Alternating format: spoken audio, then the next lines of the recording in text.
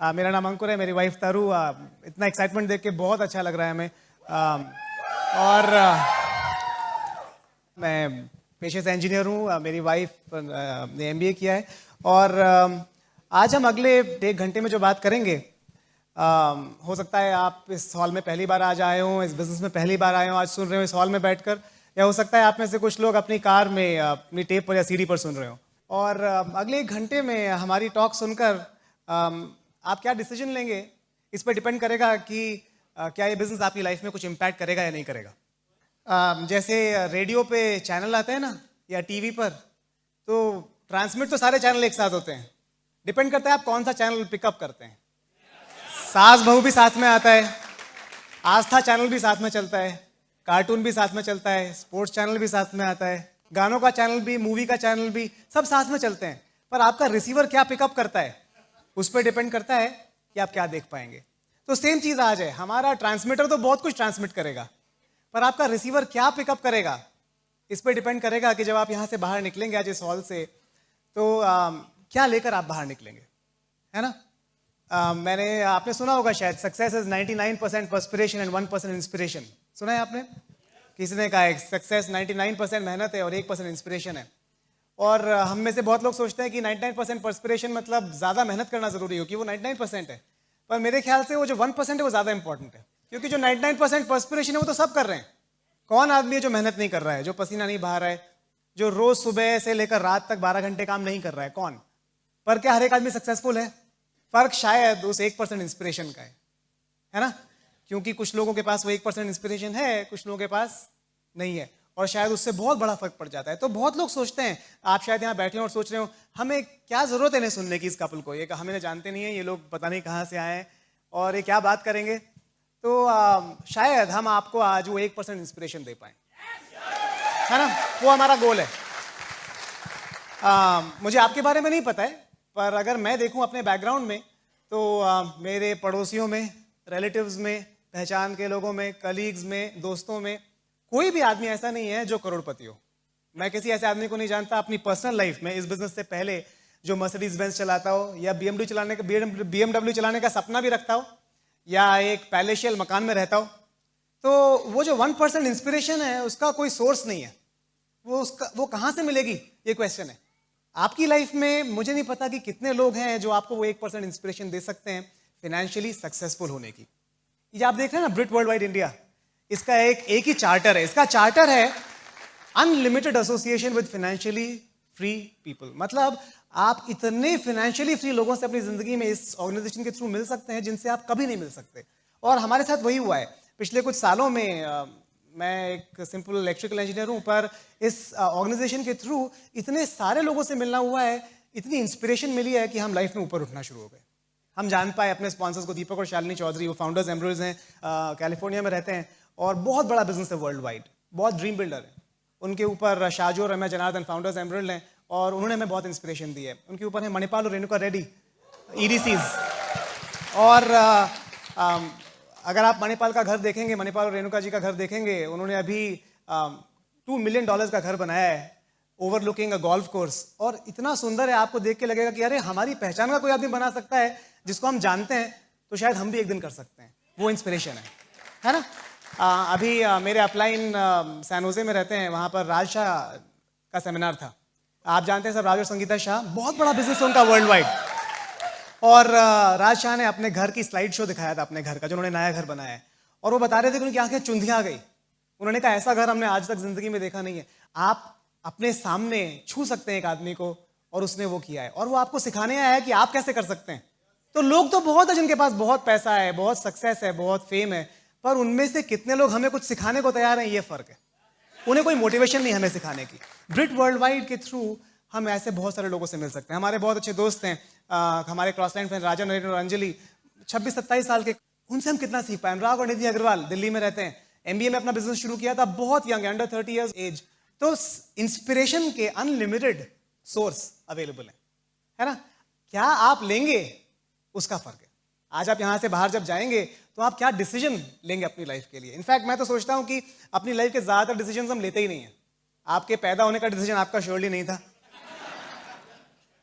नाम भी आपने नहीं रखा, किसी और ने रखा, वो डिसीजन भी आपका नहीं था। कि स्कूल में गए, वो भी आपका डिसीजन नहीं था। हम में से ज़्यादातर लोगों ने क्या करियर चुना, वो भी हमारा डिसीजन नहीं था मेरे ख्याल से। वो कैसे लिया था डिसीजन कि जिस सब्जेक्ट में ज़्यादा मार्क्स आ गए आप उस फील्ड में चले गए। और काउंसलिंग में आप खड़े हुए, आपने आगे वाले से पूछा अच्छी ब्रांच कौन सी है, उसने कहा अरे आजकल इलेक्ट्रिकल का बड़ा जोर है, चलो हम भी इलेक्ट्रिकल भर देते हैं। इस तरह आप इलेक्ट्रिकल इंजीनियर बन गए। ज़्यादातर हमारे करियर डिसीजंस ऐसे, डेमोक्रेसी कहते हैं ना, डेमोक्रेसी आप पोलिंग सी करते हैं अपनी लाइफ में। हम 5 लोगों से पूछते हैं, 5 में से 4 ने जो कहा वो कर लेते हैं। हम अपना डिसीजंस बहुत, शादी के लिए आप लड़की के 5 फोटो आते हैं, पहले कोई चुनता है, फिर छटाई करता है, फिर आपके 50 में से 5 फोटो निकाल के रखता है, फिर आपको बोलता है 5, फिर आप पूछते हैं आप लोगों को क्या अच्छा, कौन अच्छी लग रही है ना। आप अपनी पसंद देखते हो और सबसे ज्यादा लोगों को जो पसंद आती है आपको, तो ठीक है इससे ही करेंगे। तो मैं कह रहा हूं कि जो आपकी लाइफ के बहुत इंपॉर्टेंट डिसीजंस हैं, जो कि हमारी लाइफ को बनाते या बिगाड़ते हैं, वो भी हम खुद नहीं लेते ज्यादातर। अगर आप पीछे मुड़ के देखें तो शायद 1 या 2 ही डिसीजंस होंगे आपकी लाइफ के जो आपने खुद लिए होंगे। मेरा ये मानना है, ये बिजनेस आपकी जिंदगी बदल सकता है। इस बिजनेस से आप इतना पैसा कमा सकते हैं, इतना रिकग्निशन ले सकते हैं, इतना फ्रीडम पा सकते हैं कि आपकी पूरी जिंदगी का रुख बदल सकता है। क्वेश्चन ये है कि इस बिजनेस को करने या ना करने का डिसीजन, अगर आप इस रूम में पहली बार बैठे हैं, तो आप लेंगे या आपके पेरेंट्स लेंगे या पड़ोसी लेंगे या घर का कुत्ता लेगा या आपके दोस्त लेंगे या आपके कलीग्स लेंगे, ये मेरा क्वेश्चन है। होपफुली वो डिसीजन आप ले पाएंगे, और अगर आप वो डिसीजन ले पाए तो आपके लिए एक टर्निंग पॉइंट बन जाएगा आपकी लाइफ में। नहीं ले पाए, जैसे चलती जा रही है वैसे चलती रहेगी। हम लोग अपने बारे में थोड़ा आपको थोड़ी सी चीजें बताना चाहते हैं। हम कैसे यहाँ तक आए इस बिजनेस में, और शायद उससे आपको कुछ हिंट्स मिल सकें कि आप क्या कर सकते हैं। मैं इंदौर से हूँ ओरिजिनली, मेरे पेरेंट्स इंदौर में रहते हैं, मेरे फादर इलेक्ट्रिकल इंजीनियर हैं और मेरी मदर रिसर्च साइंटिस्ट हैं।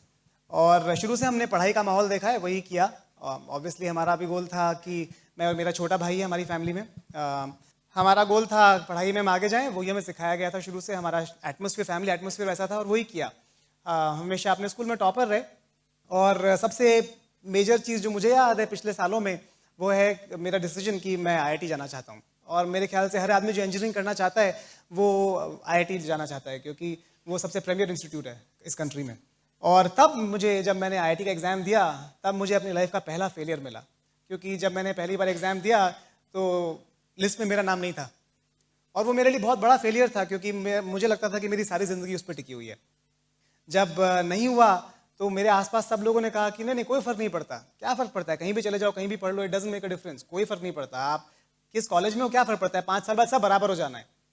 और तब पहली बार मैंने एक डिसीजन लिया जो कि मेरा डिसीजन था, क्योंकि वो ऐसा डिसीजन था जो सबके डिसीजन से अगेंस्ट था। जो सब कह रहे थे उसका बिल्कुल उल्टा था। और मैं बहुत खुश हूं आज इतने सालों बाद कि मैंने ऐसा डिसीजन लिया जो जिस डायरेक्शन में बाकी लोग जा रहे थे उससे उल्टा था। मैंने कहा नहीं, मैं एक और बार तैयारी करना चाहता हूँ, मैं आईआईटी ही जाना चाहता हूँ। और मैं बहुत खुश हूँ आज कि मैंने वो डिसीजन लिया, मैं आईआईटी पहुँच गया और नींव पड़ी अपना डिसीजन ले पाने की। और नींव पड़ी इस बात की कि जिस डायरेक्शन में भीड़ जा रही है उस डायरेक्शन से उल्टा जाना ज़्यादा अच्छा हो सकता है। खैर आईआईटी पहुँचे, वहाँ पर कहते हैं ना, आप अपनी गली में तो कुत्ता भी शेर होता है। जब वहाँ पहुँचे तो इतने सारे लोग थे जो दिग्गज थे, वहाँ जाके फिर लगने लगा रहे हम तो फिर ऑर्डिनरी हो गए, ये तो फिर से भीड़ में आ गए। जैसी भीड़ वहाँ थी ऐसी भीड़ यहाँ पर है। तो लगा 1 साल 2 साल निकल गया, लगा अरे यहाँ पे कुछ अलग करना चाहिए अब। तो वहाँ पर एक एक्सचेंज प्रोग्राम के लिए रिक्वायरमेंट थी आईआईटी दिल्ली में, और मैंने उसके लिए अप्लाई किया, उसमें मेरा सिलेक्शन हो गया। तो ऑब्वियसली हम क्या करते हैं, फिर से इलेक्शन हुआ, सबको फ़ोन लगाए, मौसा जी को, पापा को, मम्मी को, भाई को, बहन को, सबको फ़ोन लगाते हैं ना, आपको क्या लगता है, आपको क्या लगता है। सबने क्या बोला, बेवकूफ़ी मत करो, जहाँ पे हो वहीं रहो। और मुझे लगा इसका एग्जैक्टली उल्टा करना चाहिए, वही ठीक होगा शायद, तो एग्जैक्टली उल्टा किया।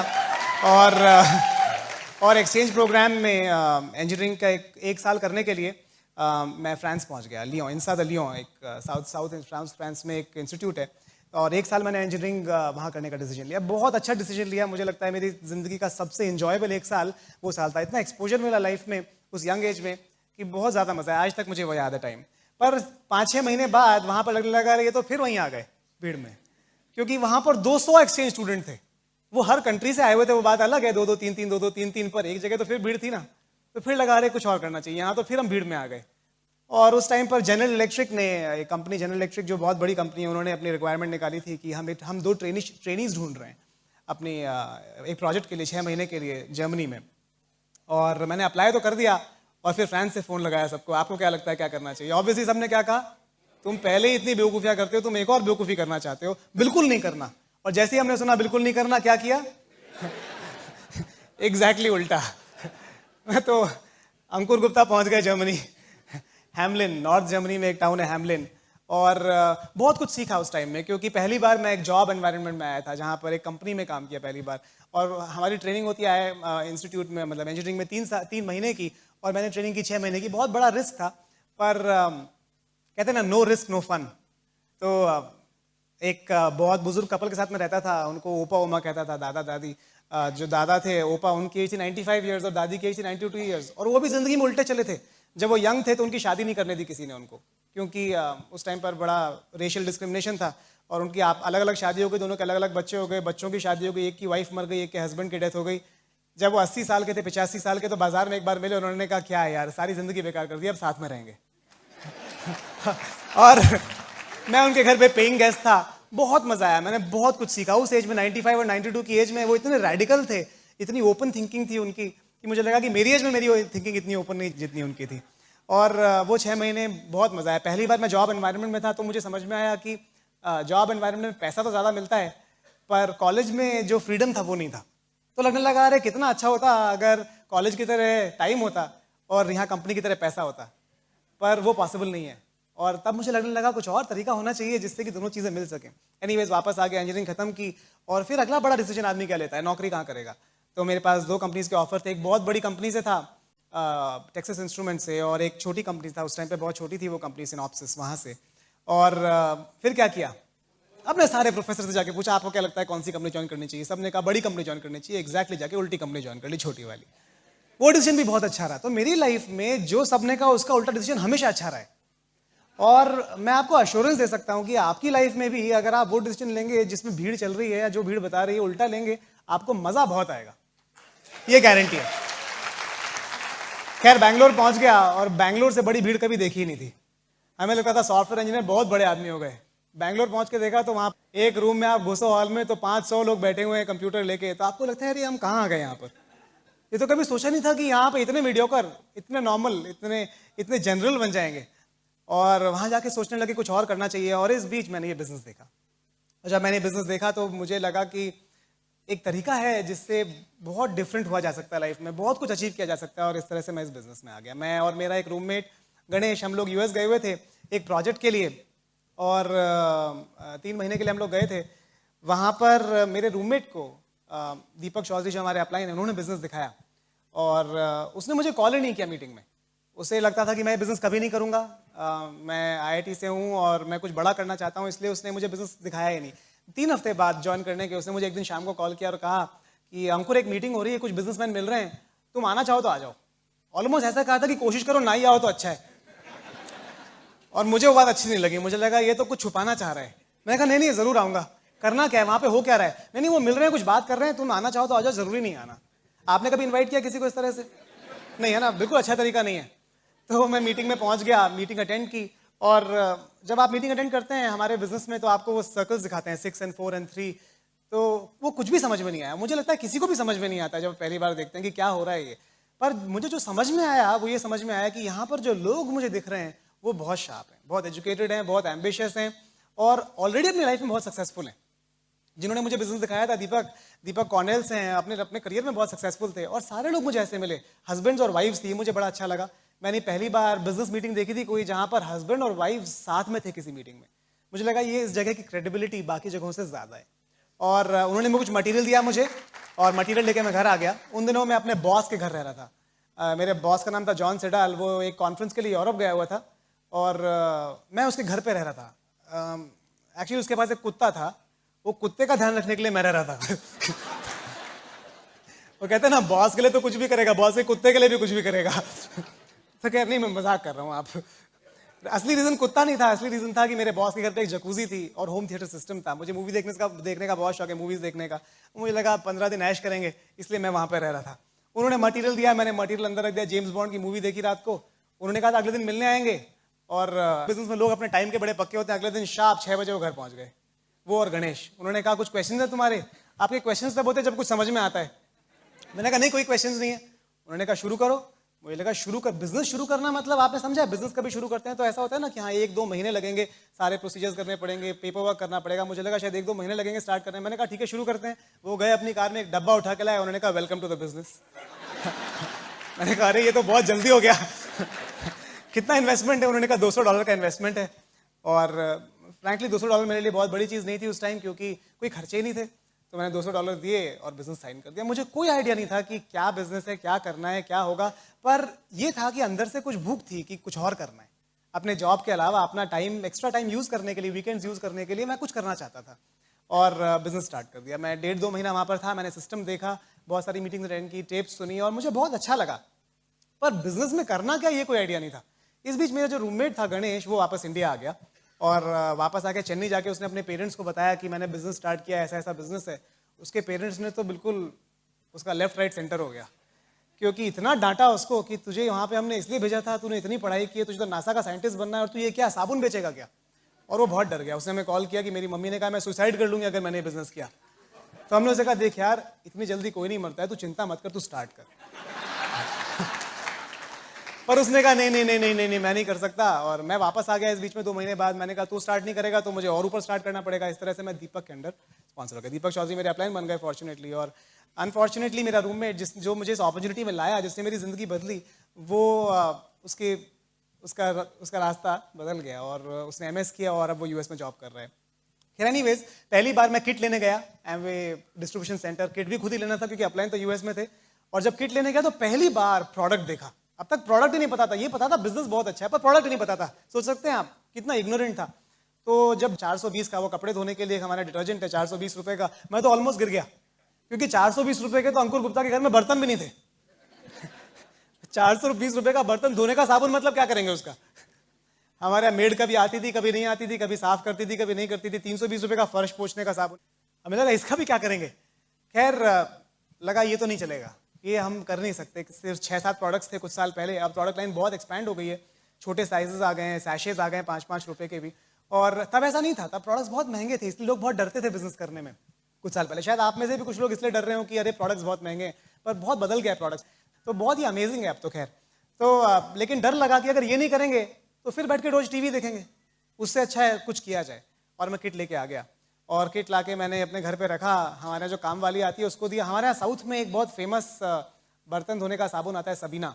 हमारी मेड बोलती है भैया आप सबीना ला के दो। और मैंने कहा ये सबीना क्या होता है? बोलती है वो सबसे अच्छा बर्तन धोने का साबुन होता है। मैंने कहा बॉस ऐसा है, हमारी मर्सिडीज तो ये प्रोडक्ट से आने वाली है, क्या तो तुम जॉब रख लो या तुम प्रोडक्ट रख लो। तो उसको जबरदस्ती प्रोडक्ट यूज कराना शुरू किया और वो जो चीज 6 महीने चलती थी वो 1 महीने में खत्म कर देती थी। तो खूब पीवी होता था, तो बहुत बढ़िया था। अभी हमारे यहाँ ओपन मीटिंग होती है बैंगलोर में। एक मीटिंग हर हफ्ते हम ये सिस्टम अरेंज करता है जिसमें आप जाते हैं, प्रेजेंटेशन देख सकते हैं। और मैं भी उसमें जाता था, सूट पहन के, टाई पहन के, शार्प सॉफ्टवेयर इंजीनियर। और बिजनेस की कोई खबर नहीं, क्योंकि मैं लोगों को प्लान दिखाता था, बिजनेस दिखाता था। मैं 1 घंटा उनको दिखाता ये बिजनेस कैसे चलेगा, वो 2 घंटा मुझे दिखाते थे कि कैसे नहीं चलेगा। और मुझे कहते थे कि तुम अपनी जिंदगी बर्बाद कर रहे हो। तो 1 घंटा 2 घंटा भाषण सुनना पड़ता था उनसे। और फिर कहते थे जब तुम 50,000 रुपये कमाओगे तब आना, तब हम स्टार्ट करेंगे। तो खैर वो तो भूल गए, इतनी लंबी लिस्ट है उनकी कि कभी याद भी नहीं किया उनको। लेकिन हर बार मीटिंग में जाते थे और 0%, क्योंकि जब आप प्रोडक्ट यूज नहीं करेंगे, बेचने का तो सवाल ही नहीं है। हमारी इज्जत खराब होती थी बेचने में। तो बड़ा स्टेटस प्रॉब्लम था कि प्रोडक्ट तो हम नहीं बेच सकते, बिजनेस दिखा सकते हैं पर प्रोडक्ट नहीं बेच सकते। तो वॉल्यूम 0, क्योंकि बिजनेस में हमारे पैसा तो प्रोडक्ट मूवमेंट से आता है। अगर आप प्रोडक्ट यूज करते हैं, बेचते हैं, दोनों ही नहीं था, ना यूजेज था ना रिटेल था। तो 0। 1 महीना, 2 महीना, 3 महीना हम एक्साइटेड बहुत थे, फायर्ड अप। हर बार मीटिंग में जाते थे, फायर्ड अप। फायर्ड अप होने में क्या दिक्कत है? पैसे नहीं आ रहे तो क्या हुआ? पर हर बार जाते थे, प्लान दिखाते थे, कोई स्पॉन्सर नहीं होता था, फायर्ड अप। दिखाते रहे। फिर मेरा एक क्लासमेट था IIT का, उसको मैंने बिजनेस दिखाया। बहुत अच्छा दोस्त था मेरा IIT से, और रतीश वाही। और उसने बिजनेस स्टार्ट कर दिया। एक्चुअली जब उसने कहा मैं स्टार्ट कर रहा हूं, मुझे विश्वास ही नहीं हो कि ये स्टार्ट होने को तैयार है। खैर उसने बिजनेस स्टार्ट कर दिया और अब 2 सॉफ्टवेयर इंजीनियर, 2 शार्प लोग, well dressed, young, open meeting में जाते हैं, फायर्ड अप। कितना पैसा कमाते हैं? क्योंकि दोनों प्रोडक्ट यूज नहीं करते, दोनों प्रोडक्ट बेचते नहीं है, पर दोनों को मजा बहुत आ रहा है, तो फायर्ड अप, एक्साइटेड। आप समझ लो कैसा बिजनेस है। कोई बिजनेसमैन दुनिया में इस तरह बिजनेस नहीं कर सकता जिस तरह हमारा जितनी गलतियां आप इस बिजनेस में कर सकते हो और जितना ये बिजनेस आपको माफ करेगा, दुनिया का कोई बिजनेस आपको उतना माफ नहीं करेगा, है ना। आप एक दुकान खोल के देखो और 2 महीना 3 महीना 4 महीना कुछ भी मत करो, आप सर्वाइव नहीं कर सकते उस बिजनेस में। हमारा ही बिजनेस है जहां पर इतनी बेवकूफियां करके हम जैसे लोग सर्वाइव कर सकते हैं और फिर भी आगे बढ़ सकते हैं। खैर, अभी लिस्ट तो हमारे पास थी नहीं। देखिए, हम लोग तो नॉर्थ इंडिया से हैं, हम लोग थे बैंगलोर में, जानते किसी को थे नहीं। मेरा कोई क्लासमेट इंडिया में नहीं था। मैं और रतीश और हमारे बाकी सारे क्लासमेट्स यूएस चले गए थे। हम दोनों ही थे बैंगलोर में, सिर्फ इंडिया में। तो हम ना क्लासमेट्स को जानते थे ज़्यादा, ना किसी को जानते थे, तो हमारी लिस्ट ही नहीं थी। तो हमारे पास एक ही तरीका था, हम नए लोगों से मिलते थे, उनको बिजनेस दिखाते थे, क्योंकि ना रिलेटिव्स थे ना नेबर्स थे, कोई भी नहीं। और जो बाकी नेबर्स थे वो भाषा नहीं समझते थे, वो कन्नड़ा बोलते थे, हम इंग्लिश हिंदी बोलते थे, तो बड़ा गड़बड़ मामला था। खैर, रतीश एक बार अपने घर जा रहा था लुधियाना, दिल्ली से लुधियाना शताब्दी एक्सप्रेस में जा रहा था और उसके पास में एक सज्जन बैठे थे। हमें तो आदत थी लोगों से बात करने की कि भाई हमें तो लोग ढूंढने हैं अपने बिजनेस के लिए, क्योंकि आपके पास 2 ही तरीके हैं, या तो चूड़ियां पहन के आप घर पे बैठ जाएं या फिर कुछ करें उसके बारे में। तो हम कुछ कर रहे थे उसके बारे में, तो हम लोगों से बात कर रहे थे। तो ट्रेन में रतीश ने बात की अपने पड़ोस में जो बैठे थे सीट पे, उन्होंने कहा नहीं मैं तो इंटरेस्टेड नहीं हूँ। पर उनके बगल में एक सज्जन बैठे थे, उन्होंने गर्दन निकालने का कि क्या बिजनेस है। रतीश ने कहा अभी तो नहीं बता सकता, मैं लुधियाना से वापस आ रहा हूँ और एक मीटिंग कर रहा हूँ, अपनी वाइफ को लेके आ जाइए। वो बहुत बड़े बिल्डर थे, ऑलरेडी बहुत सक्सेसफुल थे अपने करियर में, और अपनी वाइफ के लिए कुछ ढूंढ रहे थे। रतीश जब वापस आए तो रतीश ने अपलाइन से बोर्ड लिया और पहली बार बोर्ड पे प्लान दिखाया। दीपक चौधरी इंडिया आए हुए थे एक शादी के लिए, अपनी बहन की शादी के लिए, और रतीश ने पहली बार प्लान दिखाया। बुलाया 10-12 लोगों को था, कोई नहीं आया, सिर्फ ये कपल आया था। रतीश ने प्लान दिखाया, प्लान के बाद एक कपल बोलता है हम स्टार्ट करने को तैयार हैं। ऐसा तो हमने कभी सुना ही नहीं था। आप समझ रहे हो, एक्सपेक्टेशन ही नहीं थी कोई स्टार्ट भी करता है। एक्सपेक्टेशन सिर्फ ये थी कि बहस करेगा और बोलेगा नहीं चलता है। तो उसने कहा कि हम स्टार्ट करने को तैयार हैं। उन्होंने कहा हम स्टार्ट करने को तैयार हैं। तो रतीश ने फटाफट दीपक चौधरी को कॉल किया, दीपक ये तो स्टार्ट होने को तैयार हैं, क्या करूं। दीपक ने कहा यार चेक ले लो। तो रतीश कहता है यही तो प्रॉब्लम है, चेक नहीं वो कैश दे रहे हैं। अरे तो कैश ले लो, स्टार्ट करो। और हमारे पास ना फॉर्म था ना कुछ था, हमने उनको स्टार्ट कराया, रतीश ने स्टार्ट कराया। बैंगलोर आके हमने उनका किट शिप किया और किट अपने आप पहुंचा। बहुत शार्प कपल था। जब आपको इस बिजनेस में कोई ग्रो करने वाला आदमी मिलेगा तो वो किसी का इंतजार नहीं करेगा, ना लेफ्ट ना राइट, वो अपने आप सक्सेसफुल हो जाएगा। और इस कपल ने अपना किट खुद खोला, खुद सीखा, और 1 महीने के अंदर उन्होंने अपने काका मामा चाचा नाना नानी भाई बहन सबको स्पॉन्सर कर दिया, पूरा खानदान है लुइस में। तो अभी अंकुर गुप्ता और रतीश भाई 0% से सीधे 9% पे आ गए। Fired up. पर चेक कितना आ रहा है, एक ही लगे ना। पर फायर्ड अप, अभी 9% हो गए ना, और क्या चाहिए, सब चलता है बिजनेस। अभी भी स्टेज पे जाते हैं एक्साइटेड, पैसे नहीं आ रहे हैं। पर देखो, एक्साइटमेंट और फायर्ड अप ना पैसे पे डिपेंड नहीं करता, इस पे डिपेंड करता है कि आप कल कितना पैसा कमाने वाले हो, है ना। तो वो होप थी हमारे पास कि एक दिन हम सक्सेसफुल जरूर होंगे।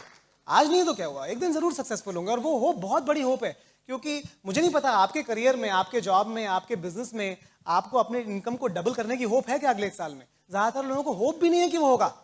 अगर आप अपने बॉस से पूछे मैं अपनी सैलरी डबल करना चाहता हूं, कब तक होगी, वो बोलेगा यार मुझे नहीं पता मेरी कब होगी, तुझे क्या बताऊं। तो वहां होप ही नहीं है, यहां पर होप तो है ना। तो वो होप थी कि हम एक दिन बहुत सक्सेसफुल जरूर होंगे इस बिजनेस में, और वहां से बिजनेस आगे खिसकने लग गया धीरे धीरे।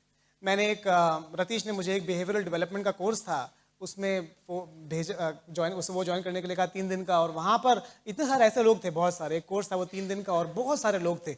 जैसे ही मैं वहाँ गया मेरी तो आंखें चुंधी आ गई, इतने सारे लोग, वाह अब तो हो गए डायमंड। और मैंने वहाँ पर लोगों से मिला, कई लोगों से मिला। वहाँ पर मेरा एक दोस्त बना मोहसिन खान, और मोहसिन को मैंने बिजनेस दिखाया और मोहसिन ने बिजनेस स्टार्ट कर दिया। और इनफैक्ट रतीश हमारा पहला प्लैटिनम ले गए, मोहसिन और उनकी वाइफ हमारा 2nd प्लैटिनम ले गए। और उसके बाद उसी कोर्स से मैं अपने घर, हमारा घर काफ़ी दूर था, तो अपने स्कूटर पे लिफ्ट देता था मैं एक और दोस्त को, उनका नाम था कमलेश। और मैंने उनको बिजनेस दिखाया और उन्होंने बिजनेस स्टार्ट कर दिया, और वो हमारे 3rd एमरल्ड लेग हो गए बेसिकली। अभी हुआ ऐसा कि रतीश ने दिल्ली में जिनको स्पॉन्सर किया था उन्होंने किसी और को स्पॉन्सर किया, किसी और को स्पॉन्सर किया, और उनकी बेटी से रतीश की शादी हो गई। तो रतीश को वाइफ अपनी बिजनेस से मिली, समझ लीजिए कैटलॉग से मिली ऑलमोस्ट। हमारे 2nd प्लैटिनम लगे मोहसिन ने एक लड़की को स्पॉन्सर किया, सुमाया ने अपनी बहन उमाया को स्पॉन्सर किया, और मोहसिन और उमाया की शादी हो गई। तो उनको भी अपनी बीवी कैटलॉग से मिली। मुझे कैटलॉग से नहीं, टाइम्स ऑफ इंडिया से मिली है, इसलिए तो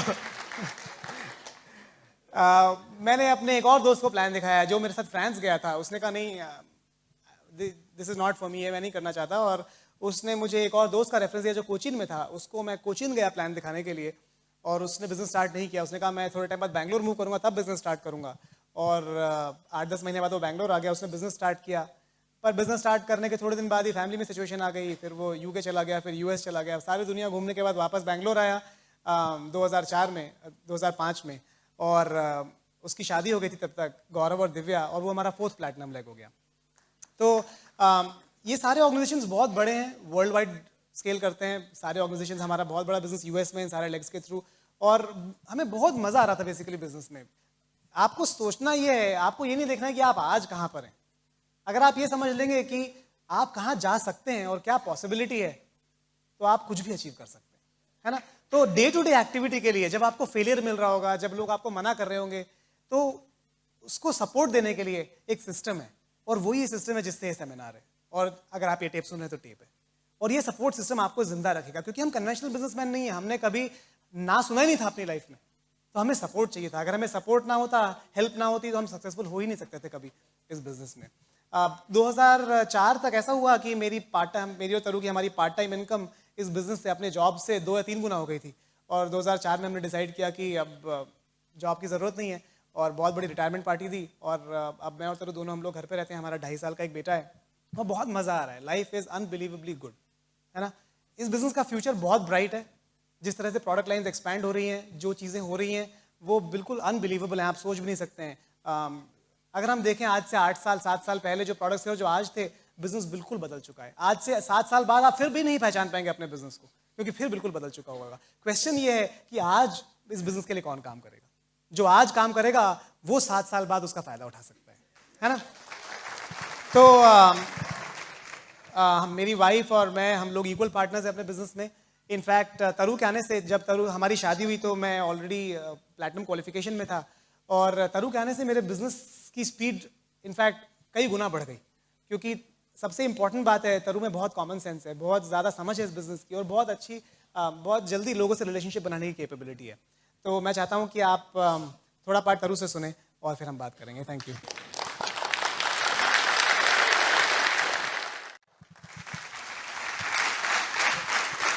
थैंक यू। मेरा नाम तरु है, और मैं स्पेशली उन लोगों से बात करना चाहती हूँ। मैं आपको बताना चाहती हूँ, अंकुर और मैं परफेक्ट मैच हैं।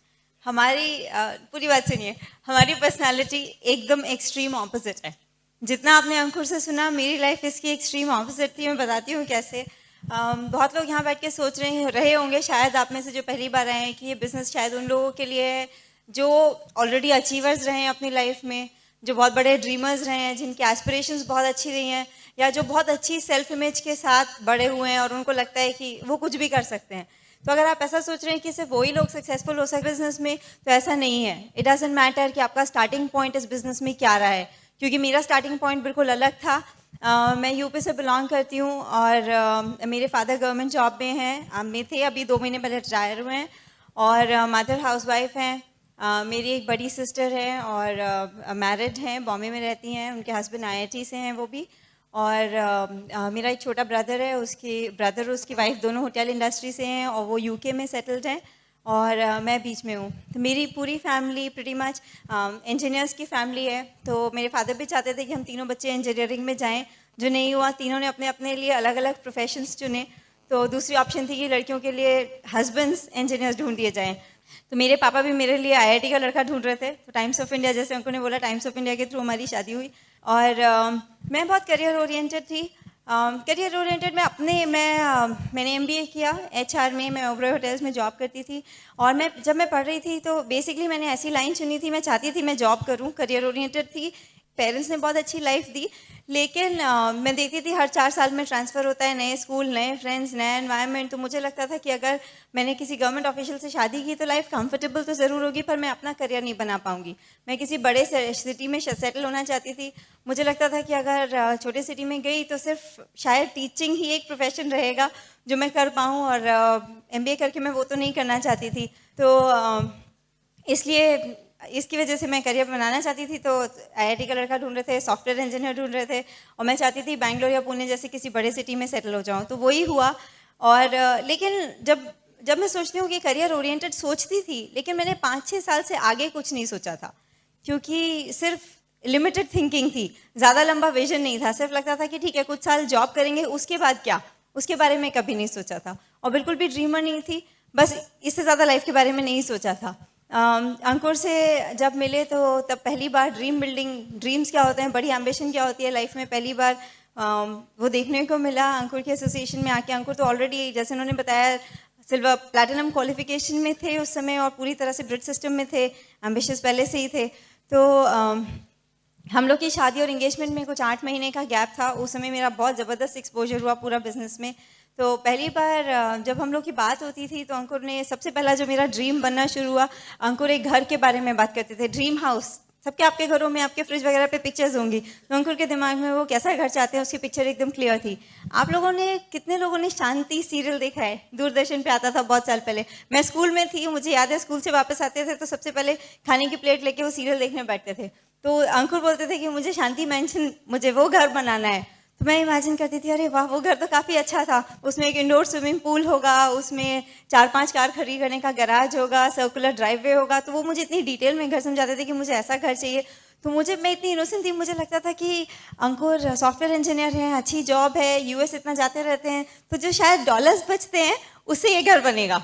तो मुझे ये आइडिया नहीं था कि जितने भी लोग शॉर्ट ट्रिप के लिए यूएस जाते हैं और डॉलर्स बचाते हैं, उससे आप एक एक्सपेंसिव बाथटब तो लगा सकते हैं बाथरूम में, पर स्विमिंग पूल वाला घर नहीं बना सकते।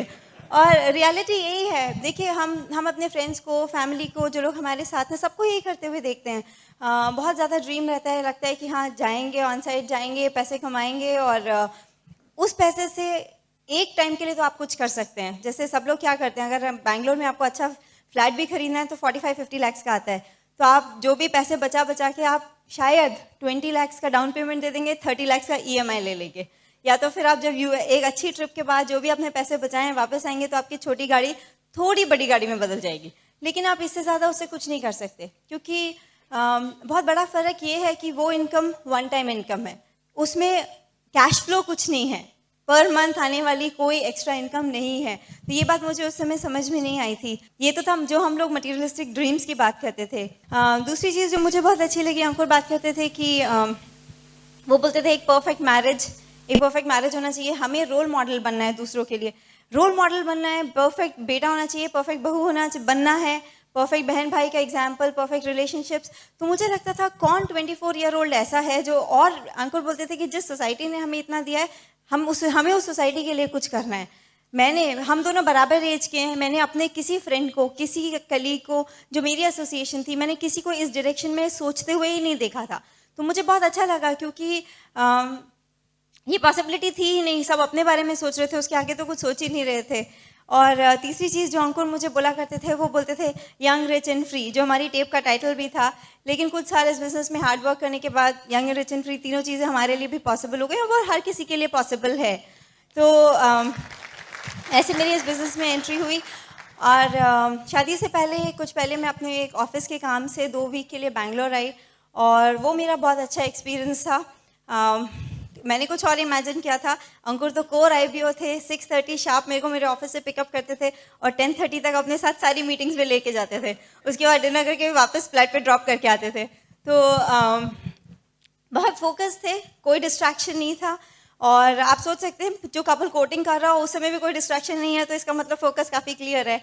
और उस समय मैं अंकुर के साथ सभी मीटिंग्स में गई। उसके टाइम पे मैंने होम मीटिंग, ओपन मीटिंग सब अटेंड किया। इनफैक्ट उस समय हमारे अपलाइन ईडीसी जो है मणिपाल रेड्डी, वो भी बैंगलोर आए हुए थे, मैंने उनका एक सेमिनार देखा। और डबल डायमंड कुमार शिवरामकृष्णन, उनका भी एक सेमिनार देखा। तो मेरा बैंगलोर का 2 वीक्स का स्टे बहुत ज़्यादा इवेंटफुल था। जब मैं वहाँ पर थी मुझे सब चीज़ अच्छी लग रही थी, लेकिन मैं कॉन्स्टेंटली एक चीज़ कंपेयर कर रही थी। मैं अच्छे कॉलेज से पढ़ी, मैंने अच्छी डिग्री ली, मैं अच्छी जगह जॉब करती थी, और मेरे सारे फ्रेंड्स भी वैसे ही थे। लेकिन मैं एक बड़ा डिफरेंस देख रही थी कि जितने भी मेरे फ्रेंड्स हैं, हम सब का रूटीन, मेरे को सिर्फ 2 साल, तब तक से 1-1.5 साल ही हुआ था जॉब करते हुए, और मेरे जितने भी फ्रेंड्स थे हम सब मंडे टू सैटरडे काम करते थे, कुछ और नहीं करते थे। सैटरडे रात को पार्टी करते थे, और संडे को देर से सो के उठते थे, बाकी घर जो भी काम होता है पेंडिंग वो करते थे, और मंडे से सैटरडे फिर से एक रूटीन लाइफ चालू हो गई थी। तो कॉलेज से फ्रेश निकले हुए, लेस देन 2 years एक्सपीरियंस, हम लोग ऑलरेडी एक रट सिस्टम में आ गए थे। तो मुझे लगता था कि मैंने कंपैरिजन देखा, क्योंकि मैं बैंगलोर में देख रही थी, अंकुर के साथ जितने भी लोग थे सब 22 से 25 की एज ब्रैकेट में थे। सबकी डिग्री, सबके कॉलेजेस मेरे कॉलेज से बेटर थे, सब IIT और अच्छे इंजीनियरिंग कॉलेज के थे। सबके जॉब्स मेरे और मेरे फ्रेंड्स के जॉब से ज़्यादा पेइंग जॉब्स थे। और उसके बाद भी उन सबकी एक डायरेक्शन थी लाइफ में, सबका एक ऑलरेडी एक गोल था, उनके पास गोल था, उनके पास ड्रीम था, और उस ड्रीम को अचीव करने के लिए वो ऑलरेडी फ्यूचर का व्हीकल भी चूज कर चुके थे। तो मुझे एक बहुत बड़ा कॉन्ट्रास्ट लगा कि वही 24 साल के लोग यहाँ हैं, वही 24 साल के लोग मेरे फ्रेंड सर्कल में हैं, लेकिन एक डायरेक्शन का फर्क है। वहाँ एक मीनिंगलेस लाइफ बस जा रही थी, Monday to Saturday, Monday to Saturday, Monday to Saturday. और यहाँ पे ये लोग जितने भी लोग थे सब हर इवनिंग अपने फ्यूचर के लिए कुछ कर रहे थे। तो मैंने एक बड़ा कॉन्ट्रास्ट देखा जो मुझे बहुत अच्छा लगा। और बैंगलोर में सब देखा, उसके बाद मैं वापस चली गई और वापस जाके मैंने किसी को नहीं बताया कि अंकुर बिजनेस में है। मैंने सबको बताया कि मैंने वहाँ क्या मजे किए, क्या जो भी मुझे अच्छा लगा सब बताया, लेकिन मैंने किसी को नहीं कहा कि अंकुर बिजनेस में है। क्यों? बिजनेस के साथ प्रॉब्लम नहीं थी, प्रॉब्लम मेरी सेल्फ इमेज में थी। मेरे को लगता था कि लोग क्या कहेंगे। देखिए, जो लोग दो ही तरह के लोग अटेंशन से नहीं डरते, दो तरह के बच्चे। जब मैं बड़ी हो रही थी, आई वॉज वेरी शाय। ऐसा नहीं था कि अंकुर की तरह स्टेज फियर, उनको स्टेज फियर नहीं है, he was into debates and things like that, और मैं एकदम ऑपोजिट थी। कोई ग्रुप एक्टिविटी में भी शायद किनारे पे चले जाओ जिससे कोई देख ना सके, वो मेरी पर्सनालिटी थी। तो मुझे एकदम अलग था। तो मैंने किसी को बताया नहीं, क्योंकि जो दो तरह के बच्चे होते हैं ना, एक होते हैं कि जिनको अटेंशन मिलती है, वो जीनियस होते हैं, बिल्कुल एक्सेल करते हैं जहाँ भी वो कर रहे होते हैं, तो सब लोग उनका एग्जाम्पल्स देते हैं। अंकुर उस कैटेगरी में थे। दूसरी तरह के बच्चे होते हैं जो बहुत बदमाश होते हैं, इसलिए वो नोटिसेबल होते हैं, तो मैं उसमें भी नहीं थी। तो दोनों में मुझे अटेंशन की आदत नहीं थी। और आप कुछ भी चीज़ जो सोसाइटी, जो आप भीड़ से अलग हटके करते हैं, उसमें आपको अटेंशन मिलता है। तो इसी वजह से मैं किसी को बता ही नहीं पाई कि बताना नहीं चाहती थी कि अंकुर बिजनेस में है। और मुझे से ज़्यादा अंकुर ने मेरे को 2 चीज़ें बोली। उन्होंने बोला कि इस बिजनेस को बिल्ड करने के लिए it takes guts and a very good self image. और जो भी लोग लाइफ में सक्सेसफुल होते हैं, वो कभी भी किसी की ओपिनियन की चिंता नहीं करते। कोई भी सक्सेसफुल आदमी चिंता नहीं करता कि लोग क्या कहेंगे, उसे कोई फर्क नहीं पड़ता। तो मैं आपको ये इसलिए बता रही हूँ क्योंकि अगर आपका स्टार्टिंग पॉइंट अलग है, अगर आप अपने स्पाउस से बिल्कुल अलग हैं, इससे कोई फर्क नहीं पड़ता। अगर आप ब्रिट एसोसिएशन में रहेंगे, और अगर लेडीज़, अगर आप मेरे जैसे हैं कि ड्रीमर भी नहीं थे, और लेकिन इस एसोसिएशन में रहेंगे और हस्बैंड के सबमिशन में रहेंगे, तो चलते चलते आपको ड्रीम भी मिल जाएगा, रीज़न भी मिल जाएगा। तो ब्रिट सिस्टम में बहुत पावर है, आपकी पर्सनालिटी टोटली ट्रांसफॉर्म हो सकती है, क्योंकि वो मैंने अपने साथ खुद ही देखा है। फिर उसके बाद हम लोग की जब शादी हो गई, मैं शादी के बाद बैंगलोर वापस आई। और एक्चुअली इससे पहले एक बहुत टर्निंग पॉइंट मेरा कुछ और ही था। टर्निंग पॉइंट, हम लोग की शादी से 1 महीने पहले बॉम्बे में एक FED हो रहा था। नवंबर 2000 में मैंने एक FED अटेंड किया, और अंधेरी स्पोर्ट्स कॉम्प्लेक्स में था। बहुत सारे लोग आए थे, बहुत डिफिकल्ट था उसमें आना। पर अंकुर ने मुझे एक चीज़ बोली कि अगर तुम वहाँ पे नहीं आओगी तो हमारा बिजनेस 1 साल पीछे हो जाएगा। मैंने अंकुर का कमिटमेंट देखा था बिजनेस में, तो मुझे लगता था कि मेरी वजह से कैसे बिजनेस पीछे हो सकता है। तो किसी तरह पेरेंट्स को मनाया और मैं बॉम्बे आ गई।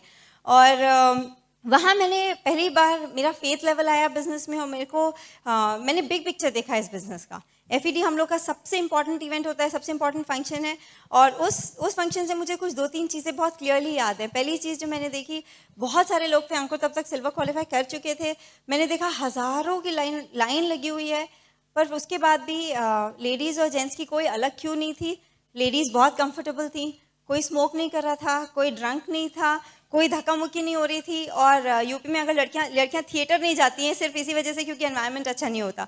तो मैंने कभी नहीं इमेजिन किया था कि किसी ऐसी जगह इंडिया में जहां इतनी बड़ी गैदरिंग हो, इतना ऑर्गेनाइज्ड हो सकता है। तो मेरे को बहुत अच्छा इंप्रेशन पड़ा पहले।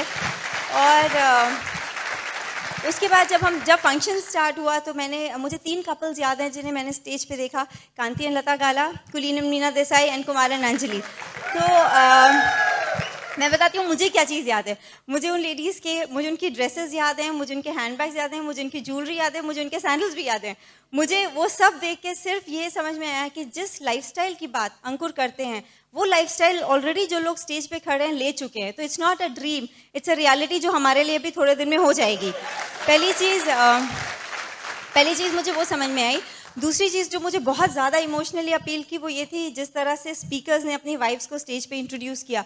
जब कांति जी ने लता जी को बुलाया, कुलीन जी ने मीना जी को बुलाया, और कुमार ने, इन 3 लोगों का मुझे याद है जिस तरह उन्होंने अपनी वाइफ को ब्रिंग अप किया। मैं सिर्फ एक चीज़ सोच रही थी, कितने लोग हैं जो 10-15 साल से ऊपर जिनकी शादी को हो गए हों, और वो इतने सारे हज़ारों के लोग की संख्या में लोग बैठे हैं और वहाँ पे इतनी तारीफ करके अपनी वाइफ को बुलाएंगे स्टेज पे। मुझे वो बहुत पसंद आया। मुझे लगा अगर इनके साथ हो रहा है तो मेरे साथ भी होगा। और जो एफईडी से मुझे यही याद है। और तीसरा फेथ, बिल्कुल सिंपल है। एफईडी उतने बड़े फंक्शन में ये फेथ आ जाता है कि अगर इतने लोग कर सकते हैं तो हम भी कर सकते हैं। और एक चीज़ जो मुझे बहुत ज़्यादा अपील की वो ये थी, कांति जी ने बात की थी वर्टिकल अलाइनमेंट की। हम अपने बिजनेस में सिखाते हैं कि आपकी नंबर 1 प्रायोरिटी गॉड है, उसके बाद आपके स्पाउस है, फिर आपके बच्चे हैं, फिर आपके पेरेंट्स हैं, फिर आपका जॉब है और फिर आपका बिजनेस है। तो मुझे लगा जो आदमी करोड़पति है, मल्टी मिलियनेयर है, अगर वो इतनी चीज़ें लाइफ में हासिल कर चुका है क्योंकि उसने डिसीजन इस प्रायोरिटी में लिए हैं, तो इस बिजनेस के साथ लाइफ सिर्फ सही डायरेक्शन में जा सकती है और कहीं नहीं जा सकती। मुझे वो चीज़ बिल्कुल दिल में बैठ गई क्योंकि मुझे लगा यही सही ऑर्डर है। यही हम जब बड़े होते हैं यही देखते हुए बड़े होते हैं, लेकिन शायद कभी कभी करियर और लाइफ को बैलेंस नहीं कर पाते। और उसके बाद मैं शादी के बाद बैंगलोर आ गई और उस समय कुछ डिसीजंस लेने पड़े हमें, जिसकी वजह से हमारा बिजनेस ग्रो हुआ। पहली चीज़ थी, सबसे पहले हमने डिसाइड किया कि मैंने जॉब छोड़ा। ये डिसीजन मैं आपको इसलिए बता रही हूँ क्योंकि मेरे पेरेंट्स इसके फेवर में बिल्कुल भी नहीं थे। हमारे पेरेंट्स हमारे सबसे बड़े वेल विशर्स होते हैं, लेकिन कई बार जो वो सोचते हैं और जो हम सोचते हैं दोनों में डिफरेंस हो जाता है क्योंकि इन्फॉर्मेशन का फ़र्क है। मेरे पेरेंट्स ने एफईडी नहीं देखा था, मेरे पेरेंट्स ने बैंगलोर का कोई फंक्शन नहीं देखा था, उन्हें बिज़नेस के बारे में कोई आइडिया नहीं था। उनका सिर्फ ये क्वेश्चन था कि बिज़नेस के लिए जॉब क्यों छोड़नी है, लेकिन उन्हें ये नहीं पता था कि हमारे एस्पिरेशंस कुछ अलग हैं। तो ये मैं इसलिए बोल रही हूँ क्योंकि कई बार it's okay to take that decision because exposure same नहीं है। और उसके बाद जब हम लोग ने अपनी लाइफ शुरू की तो कुछ छोटे छोटे डिसीजंस लिए जिनकी वजह से हमने अपना फोकस क्लियर रखा बिजनेस में। जैसे मैं आपको कुछ छोटे एग्जांपल्स बताती हूँ। हम लोग जब अपना घर सेट कर रहे थे, हम टीवी फ्रिज वॉशिंग मशीन ये लोग सब लोग नॉर्मली खरीदते हैं। मैंने किसी का घर नहीं देखा था जिसके यहाँ टीवी नहीं होता, पर हम अपने बिजनेस में बोलते हैं नो पीवी ऑन टीवी। तो अंकुर बहुत क्लियर थे दिमाग में कि हमारे घर में टीवी नहीं आना है, और मुझे इस बात का कोई आइडिया नहीं था कि टीवी नहीं आना है। तो हम गए शॉप पे आराम से, और अंकुर ने बहुत स्मार्टली, ब्रिज सिस्टम में थे, बहुत स्मार्टली मेरे को बोला कि देखो तुम्हें 6 to 11 तो हम बिजनेस बिल्ड करते हैं, 11 o'clock के बाद या तो हम बात कर सकते हैं या तो हम टीवी देख सकते हैं, कौन सा टीवी चाहिए? मैं कहा नहीं चाहिए। तो डिसीजन खत्म। और दूसरी चॉइस उन्होंने दी कि देखो या तो अभी टीवी ले लो या कुछ साल बाद होम थिएटर सिस्टम ले लो, चॉइस तुम्हारी है। तो it was a delayed gratification. ऐसा नहीं है कि हम कभी नहीं देख सकते, लेकिन कुछ चीज़ें आज के लिए पोस्टपोन कर सकते हैं ताकि बाद में स्टाइल में कर सकें, अच्छे से कर सकें, रिवॉर्डेड फील करके कर सकें। और फिर दूसरा ऐसे ही हुआ कि बैंगलोर में एक बहुत बड़ा डिस्ट्रैक्शन है। लोग वीकेंड टू वीकेंड, हर सैटरडे संडे, ज़्यादातर महीने में 1-2 बार तो ज़रूर वेकेशंस के लिए जाते हैं। ऊटी है, कोडाईकनाल है, कूर्ग है, बहुत सारे हिल स्टेशंस हैं पास में जहाँ पे लोग वर्किंग कपल सैटरडे संडे अक्सर चले जाते हैं। तो कभी उससे भी डिस्ट्रैक्शन होता था। तो अंकुर मेरे को हमेशा बोलते थे तुम्हें ये ऊटी कोडाईकनाल जाना है या यूरोप, मलेशिया, थाईलैंड, इंडोनेशिया जाना है, चॉइस इज योर्स, तुम्हें कौन सी वेकेशन चाहिए? तो हमने वो वेकेशंस पोस्टपोन की। और मैं आपको बताती हूँ, मैंने शादी के 6-7 साल हो गए हैं और हर फ्री ट्रिप होती, लीडरशिप सेमिनार, ALS होता है, हम लोग हर ALS में गए हैं, इसलिए बिकॉज हमने छोटे छोटे डिस्ट्रैक्शंस को दूर रखा। और मैं दोनों तरह की वेकेशन में फ़र्क बताती हूँ। हम लोग अगर अंकुर शादी के पहले तो मेरे पास पासपोर्ट था पर उस पर कोई वीज़ा नहीं था, तो मेरा सारा ट्रैवल जो है शादी के बाद ही स्टार्ट हुआ। पर मैं आपको एक डिफरेंस बताना चाहती हूँ। जब अंकुर अक्सर ट्रैवल करते थे, US जाते थे, बहुत जगह जाते थे। पहली बात वो अकेले जाते थे, मैं नहीं जाती थी। तो दूसरों को बताने में तो अच्छा लगता है कि हस्बैंड US गए हुए हैं, लेकिन अपने आप तो बहुत बोर होता है घर में। और एक ट्रिप पे मैं अंकुर के साथ गई थी, और मॉर्निंग से इवनिंग, हम लोग सिंगापुर गए थे, मॉर्निंग से इवनिंग अंकुर कॉन्फ्रेंस में रहते थे और मैं पूल साइड पे बैठ के अच्छे होटल में अकेले बैठ के किताब पढ़ती थी। तो मैंने वो ट्रिप बिल्कुल भी एंजॉय नहीं की क्योंकि हमने कुछ भी नहीं देखा। और उसी साल से हमने ALS पे जाना शुरू किया। जब हम ALS पे गए, कोई काम नहीं, टोटल फन, और ट्रीट्स यू वर्ल्ड क्लास, एकदम बिल्कुल फर्स्ट क्लास होटल्स में रहे, कोई करेंसी कन्वर्जन नहीं, कोई राइट साइड मेन्यू पे खाने का प्राइस नहीं देखना, we stayed in the best hotels. जिस भी सिटी में हम जहाँ पे लेके गई है, हम हर जगह बेस्ट होटल्स में रहे, बिल्कुल बेस्ट ट्रीटमेंट मिला। तो मैंने बहुत बड़ा उसमें भी कॉन्ट्रास्ट देखा। और इसलिए क्योंकि कुछ सैक्रिफाइसेस इनिशियली किए थे। और ऐसे ही हम लोग पेरेंट्स के साथ बहुत सारे टाइम पे जब बिज़नेस कर रहे होते हैं, तो स्पेशली हम लोग नॉर्थ से हैं और हम लोग बैंगलोर में रहते हैं, तो ट्रैवल करना, पेरेंट्स के पास हर फेस्टिवल पे जाना पॉसिबल नहीं होता। तो बहुत सारी होली दिवाली पे हम नहीं गए, लेकिन गिल्टी भी फीलिंग होती थी कभी कभी। लेकिन अभी जब पेरेंट्स आते हैं, हम उनके साथ क्वालिटी टाइम स्पेंड कर पाते हैं। क्योंकि वो लोग आते हैं तो हम उनको, इनफैक्ट जब फैमिली ट्रिप हुआ था पटाया के लिए, हम अपने पेरेंट्स को साथ में लेके, अंकुर के पेरेंट्स को साथ में लेके गए थे। It was such a good experience, उनको इतना मज़ा आया। अभी भी पेरेंट्स आते हैं, तो जो भी हम पहले नहीं कर पाए जब हम एग्रेसिवली बिजनेस बिल्ड कर सकते थे, आज हम अच्छे स्टाइल से उनको वापस दे पा रहे हैं। वो लोग आते हैं तो हम वेकेशन प्लान करके कहीं चले जाते हैं। तो जो भी चीज़ हम पहले नहीं कर पाए, सेम चीज़ बच्चों के लिए। पहले हमने एमरल्ड तक तो बिना, एमरल्ड के बाद ही हमारा बेटा हुआ था, तो कभी कभी मदर्स को बहुत गिल्टी फीलिंग आती है कि बच्चे को छोड़ के जा रहे हैं, ये वो। मैं आपको सिर्फ एक चीज़, अपने, मेरा बेटा सिर्फ 2.5 साल का है, लेकिन छोटे से बच्चे इतना सिखा देते हैं उनको, बच्चों को क्वांटिटी टाइम, वो आपको सारे दिन देखें उससे कोई फ़र्क नहीं पड़ता। बच्चे आपके, आप उनके साथ, उनको अनडिवाइडेड 1 घंटा भी दे दो, उनका काम हो जाता है। तो आप कभी भी लेडीज, जो भी मदर्स यहाँ पे बैठे हैं, कभी टेंशन में बिजनेस नहीं बिल्ड करो कि बिजनेस में बहुत टाइम लग रहा है, क्योंकि इट्स अबाउट क्वालिटी टाइम। आप 1 घंटा दे दो, बच्चा पूरे दिन खुश रहता है। उसे भी नहीं चाहिए कि सारे दिन आप उसके साथ रहो, उनको भी थोड़ी स्पेस चाहिए। और देखिए, जो भी हमने किया, मैं आपके साथ वही शेयर कर रही हूँ। कुछ हमने मटेरियलिस्टिक, हमें रिवॉर्ड्स मिले, और जैसे हम बैंगलोर में एक और डिस्ट्रैक्शन था, EMI पे, लोन पे घर लेना, लोन पे कार लेना। हम लोगों ने वो भी थोड़े दिन तक पोस्टपोन किया। जब हमारा बेटा हुआ उसके 2 दिन पहले हमने शेवरोले ऑप्ट्रा खरीदी, कैश डाउन 9 lakhs की, 3 years back, which was a good thing, क्योंकि हर कुछ आजकल EMI पे आता है। We didn't want to do that. तो हमारे सर पे कोई लोन नहीं है, कोई डेट्स नहीं है, कुछ भी नहीं है। और बिजनेस ठीक तरह से बिल्ड किया तो अंकुर रिटायर हो सके। और जब बेटा होने वाला था तो अंकुर को पैटर्निटी लीव के लिए अप्लाई नहीं करना पड़ा, मुझे मैटर्निटी लीव के लिए अप्लाई नहीं करना पड़ा। Both of us really enjoy, हमें बहुत अच्छा लगता है कि हम अपने बेटे को खुद बड़ा कर पा रहे हैं, उसके साथ टाइम दे पा रहे हैं। और और एक चीज़ पेरेंट्स के साथ, मैं फैमिली के लिए, अगर आपकी फैमिली आपके साथ बिजनेस में है, बहुत बड़ी ब्लेसिंग है, क्योंकि बिजनेस में हम यूनिटी सिखाते हैं, बिजनेस में हम सबमिशन सिखाते हैं। अंकुर का सिर्फ एक छोटा भाई है, और छोटा भाई और उसकी वाइफ, वो हमारे साथ बिजनेस में है, बैंगलोर में ही रहते हैं। तो इनके पेरेंट्स, ये लोग 2 भाई हैं। आप ये सोचिए, 2 डॉटर इन लॉ एकदम साथ में मिल के रहते हैं, कोई ईगो क्लैशेस नहीं, कोई फाइट नहीं, क्योंकि वो हमारा 5th लेग है, फाइट तो हो ही नहीं सकती। तो पेरेंट्स के लिए देखिए कितनी अच्छी चीज़ है, क्योंकि फैमिली यूनाइटेड है। नहीं तो आज जहाँ पे भी सब लोग बहुत करियर ओरिएंटेड हैं, अग्रेसिव हैं, सबकी लाइफ्स कुछ साल में अलग अलग हो जाती हैं। आप सोच के देखिए, 4 लोग, 4 वर्किंग इंडिविजुअल्स। मैं आपको अपना नॉर्मल स्नैपशॉट बताती हूँ। अगर मतलब हम बहुत थैंकफुल है कि ये बिजनेस हमारी लाइफ में आया। अगर हम इस बिजनेस में नहीं होते तो हमारी लाइफ, टिपिकल कपल की लाइफ ऐसे होती। आप दोनों वर्किंग हो, आप 9 to 6, आप बिल्कुल रोज 9 to 9 ही हो जाता है, हस्बैंड वाइफ दोनों वर्किंग है।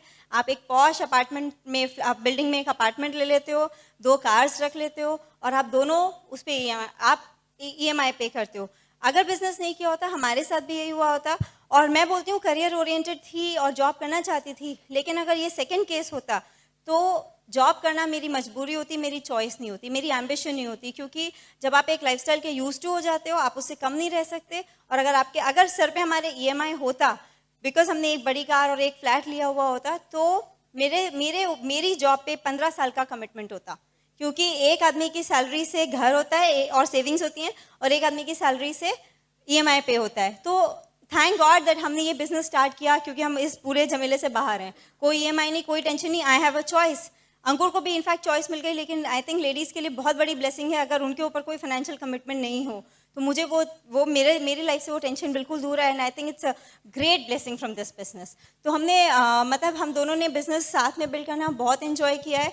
सिर्फ मैं यही बताना चाहती हूँ कि हमने ये बिजनेस ऐसे टाइम पे किया है जब हम फाइनेंशियली कंफर्टेबल थे, हमें कोई अपेरेंट ज़रूरत नहीं थी बिजनेस करने की, और उसके बाद भी बिजनेस किया, और कोई भी कंपेलिंग नीड नहीं थी कि करना ही करना है, इसके बिना लाइफ नहीं चल रही। लेकिन बिजनेस बहुत सिंपल है, लेकिन फोकस चाहिए, डिसिप्लिन चाहिए, हार्डवर्क चाहिए, और कुछ टाइम के लिए डिस्ट्रैक्शंस को दूर रखना है। तो हमने भी छोटे छोटे डिसीजंस जो नॉर्मल लोग नहीं ले पाते वो लिए हैं, इसलिए from an average life we have moved on to a great life. I enjoy talking to you. Back to Ankur. Wonderful, awesome, thank you. जब मैं बिजनेस लोगों को दिखाता हूँ, और आप भी जब दिखाते होंगे, मैंने एक बहुत कॉमन चीज़ देखी है, स्टेटस प्रॉब्लम। आपने देखा है, हम इतना बड़ा हम करते हैं, इतना पैसा कमा, इतना बड़ा पोस्ट पे, हम ये बिजनेस नहीं कर सकते, स्टेटस प्रॉब्लम। तो एक बार जब मुझे कोई बोलता है ना कि हमने इतना पढ़ाई, मुझसे बहुत लोग पूछते हैं, आपने इतनी पढ़ाई की है, आप इतने सक्सेसफुल थे अपने करियर में, आप ये बिजनेस क्यों कर रहे हैं? ये बिजनेस तो कोई जिसने इंजीनियरिंग नहीं किया है या जो अपने करियर में सक्सेसफुल नहीं था वो भी कर सकता था। बहुत लोग मुझसे पूछते हैं, पर वो ये लोग बात नहीं समझ पाते कि जो पैकेज इस बिजनेस में है वो पैकेज आपको कहीं नहीं मिल सकता। कॉर्पोरेट लाइफ में मैं बहुत पैसा कमा सकता था, पर फैमिली के लिए टाइम नहीं मिल सकता था साथ में। कॉर्पोरेट लाइफ में आप हायर पोजीशन पे हो सकते हैं, आपके नाम के आगे जनरल मैनेजर, वाइस प्रेसिडेंट हो सकता है, पर आपको जानने वाले आपके ऑफिस के सिर्फ 100 लोग या आपके आस पड़ोस के पड़ोसी या आपके रिश्तेदार ही हैं सिर्फ, और उसके अलावा कोई नहीं जानता है आपको। इस बिजनेस में आज हम जहाँ जाते हैं, ऐसी जगहों पे जाते हैं जहाँ हम किसी को नहीं जानते और लोग हमसे आके हमसे मिलते हैं। रिकग्निशन इस बिजनेस से जितना आपको मिल सकता है, जितना फेम मिल सकता है, उतना आपको कहीं नहीं मिल सकता। वो अनबिलीवेबल है। जितना पीस ऑफ माइंड मिल सकता है इस बिजनेस के थ्रू, वो नहीं मिल सकता। आप पैसा बहुत कमा सकते हैं, पर रोज रात को आपको ठीक से नींद आए नहीं आए कोई भरोसा नहीं है। पर हमारे बिजनेस में अगर आपने सॉलिड बिजनेस बिल्ड किया है तो आप पीसफुली सो सकते हैं, क्योंकि आपको पता है कि आपकी इनकम आप पे डिपेंडेंट नहीं है ना। एक बार एक गांव में 3 आदमी जा रहे थे, एक लाइन में चल रहे थे, एक के आगे एक के आगे एक, और सर पे एक बहुत बड़ा पेड़ का तना लेके घूम रहे थे। पसीना आ रहा है, थके हुए हैं, हाँफ रहे हैं, बिल्कुल गिरने वाले हैं। एक आदमी ने रोक के पूछा, भाई साहब आप ये क्या कर रहे हो? तो वो बोले, बड़ी थोड़ी देर रुके, बड़े मुश्किल से रुके, इतना भारी तना था। बोले हम गांव में रहते थे, पास में एक नदी थी, नदी में बाढ़ आ गई, और जब बाढ़ आई तो हमारा गांव पूरा डूबने लग गया, सब लोग डूब गए। हमने बड़ी मुश्किल से पेड़ का तना काटा, उसकी नाव बनाई और तीनों उसमें बैठकर हम बच गए।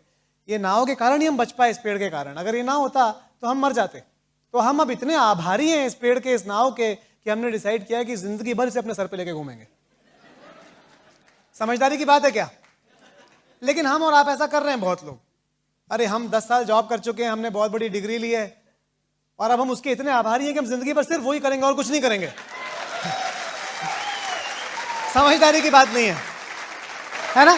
तो हम रोज रोते रहते हैं कि अरे पैसा नहीं है, हम रोज रोते रहते हैं अरे फैमिली के लिए टाइम नहीं है, हम रोज रोते रहते हैं अरे बहुत टेंशन है, हम रोते रहते हैं हमें बीमारियां होने लगी हैं, हमें नींद नहीं आती रात को, पर हम उसके लिए कुछ करने को तैयार नहीं है। सुना होगा आपने, जरूर सुना होगा, एक आदमी अपने दोस्त के घर गया, वहां पर बैठा तो दोस्त से बात ही नहीं कर पा रहा है, क्योंकि कुत्ते की रोने की आवाज आ रही है, कू कू रोए जा रहा है, जोर जोर से रो रहा है। दोस्त ने पूछा, भाई क्या हो गया, ये कुत्ता क्यों रो रहा है तुम्हारा? बोले और उसको वो कील पे बैठा है इसलिए रो रहा है। बोले अरे उठ क्यों नहीं जाता? बोलता इतनी जोर से नहीं चुभ रही कि उठ जाए। तो बहुत सारे लोगों का हम में से यही हाल है, हम कील पे बैठे हैं पर उठना नहीं चाहते। जब इतनी चुभेगी कि ज्यादा दर्द होगा तब उठेंगे। तो होपफुली भगवान की आप पे दया हुई तो दर्द जोर से आज ही हो जाएगा और आप उठ जाएंगे और कुछ करेंगे, है ना। पर डिसीजन लीजिए अपनी लाइफ में। अगर आप डिसीजन नहीं लेंगे तो कुछ बदलेगा नहीं, और किसी की चिंता किए बिना डिसीजन लीजिए। ये मत सोचिए कि दूसरे क्या कह रहे हैं, दूसरे क्या सोचेंगे, दूसरे क्या कहेंगे। लाइफ में कोई कुछ भी अचीव नहीं कर पाया दूसरों के कहने से। आपको अपना डिसीजन खुद लेना पड़ेगा और ट्राई करना पड़ेगा अपनी लाइफ में। शायद ये बिजनेस आपकी जिंदगी वैसी बदल दे जैसे इसने हमारी बदली है। बहुत अच्छा लगा आपसे बात करके। Thank you and back to our host.